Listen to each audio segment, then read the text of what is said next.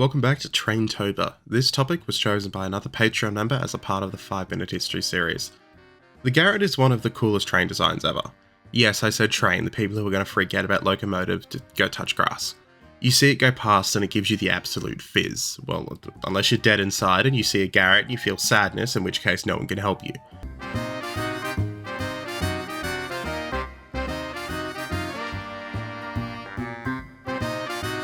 As an added bonus, the Garratt stands as one of the most innovative designs and developments in the history of steam traction.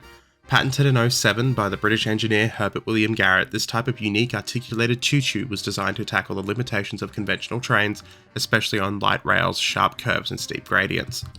The Garratt would go on to become particularly significant in colonial and developing countries, where railway infrastructure has often had to contend with challenging terrain and limited funding for heavy-duty tracks and bridges, not to mention natural disasters, particularly in northern Australia.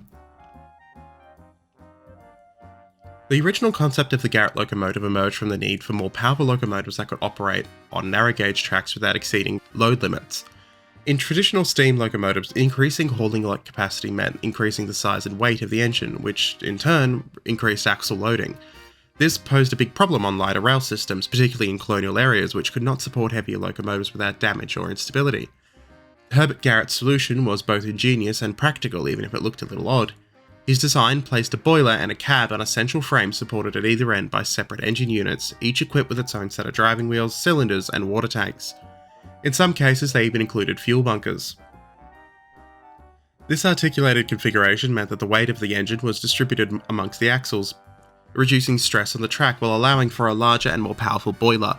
It also allowed the engine to bend around curves, making it better suited to winding mountainous routes than rigid frame engines, making it the perfect solution to the British Empire's logistics problems abroad. Garratt submitted his design to Bayer, Peacock and Company of Manchester, England, who held the manufacturing rights and would go on to build most of the world's Garratt locomotives. The first prototype was delivered in 1909 to the Tasmanian Government Railways, and it was designated as the K-Class. It performed exceptionally well, validating Garratt's ideas and kickstarting the type's adoption across the globe. The design itself had some key features and advantages, including, and to save time I will just rattle these off, high power and low axle load. By spreading the weight over many axles, Garratt locomotives could carry large boilers and water and fuel supplies without overburdening tracks. Bi-directional operation. Unlike many steam locomotives which required turning on a turntable, the Garratts could run effectively in both directions quite efficiently, simplifying operations on single line or terminus-to-terminus routes. Improved traction. The weight of fuel and water over the driving wheels helped maintain consistent adhesion, which was crucial on steep or slippery rails. Ease and maintenance. The engine units could be detached and worked on independently, and the cab in the middle allowed for better crew conditions and visibility. And lastly, these strengths made the Garratt particularly attractive to railways in Africa, South America, Asia, Australia and New Zealand, where the terrain was rugged, tight, and the curves had to often deal with natural features, and rail conditions lacking support such as turntables and other instances were very, very common. The Garratt train saw widespread use with over 1,600 units built for various gauges and countries. One of the most notable users was South African Railways, or SAR, which operated the largest and most powerful Garratts ever built. The SAR's GMA/M class, for example, weighed over 200 tons and could haul heavy freight over mountainous terrain with ease. In India, East Africa and Rhodesia, now Zimbabwe, New Zealand and Australia, Garratts became a mainstay for both freight and passenger services, particularly on narrow gauge lines, where they were so successful that they eventually found homes outside the British Empire in Argentina and other parts of South America. They were prized for their capacity to move bulk agricultural products and cattle and such, or minerals, over long distances, up mountains and through narrow passes.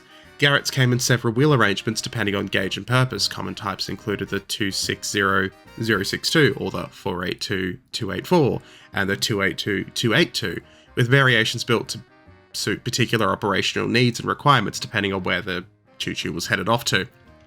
Despite all their advantages, Garratts, like all the old great steamers, fell afoul of progress in the mid-20th century, as diesel and electric became the standard. These newer engines required less maintenance and often greater reliability, and they did not need the extensive support structure like coaling stations or water towers that steamers needed. By the 70s and 80s, sadly, most Garratts had been retired from regular service. However, their historical significance and unique design led to the preservation of many units, such as this one in Queensland. Today, working Garratt locomotives can be seen on heritage railways, particularly in Wales on the Welsh Highland Railway, Australia, Zimbabwe, and South Africa. In fact, most of the footage you've seen in this video and the thumbnail is one from New South Wales that is still in service. The Garratt occupies a special place in the annals of railway engineering. It represents a brilliant solution to a specific set of technical and logistical challenges faced by many 20th century railways, and its flexible, powerful and adaptable design made it a vital tool in expanding rail networks into previously inaccessible regions. Thank you all for joining me. Up next, in Traintober, Soviet zombie post-apocalyptic trains. Catch you all next time.